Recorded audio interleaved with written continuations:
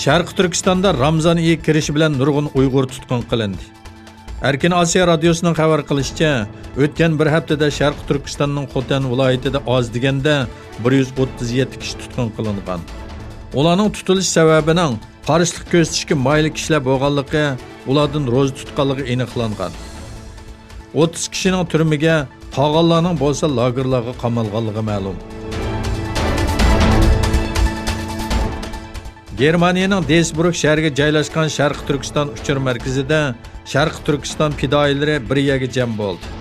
Uchur markazi bir tarafdan 200 dak yosh bilan xayr-saxovat faoliyatlari olib bordi.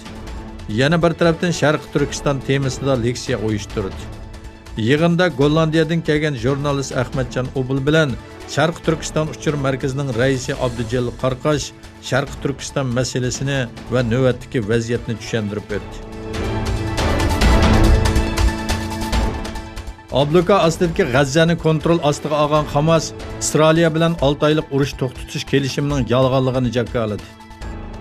Hamasning bayonotchisi Fawzi Barhum Twitter hisobida yozgan bayonotida Isroiliya gazetlarida yozilgan Hamas bilan 6 oylik urush to'xtatish kelishimiga aloqador xabarlarni to'g'ri emas dedi. Bahrum bayonotida yana agar Isroiliya bizning butun talablarimizni ma'qul ko'rsa, ondan urush to'xtatamiz dedi.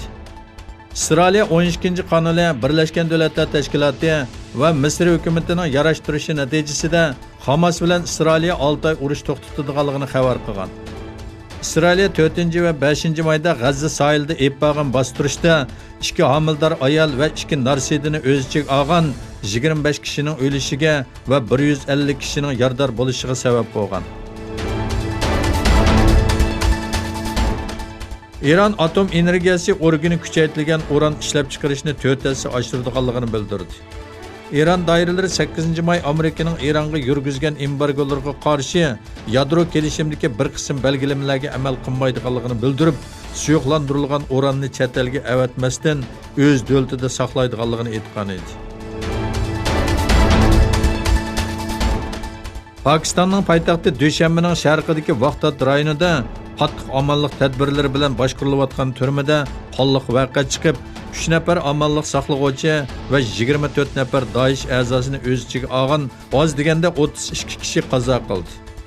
Ministerlikdan e'lon qilingan bayonotda yakshanba kech chiqqan isyon jarayonida 3 amonlik saqlag'uvchi va 5 mahbusning boshqa mahbuslar tomonidan tutib o'ldirilganligi, boshqa mahbuslarning qurolli qismlarning daxlisida o'lganligi bildirildi.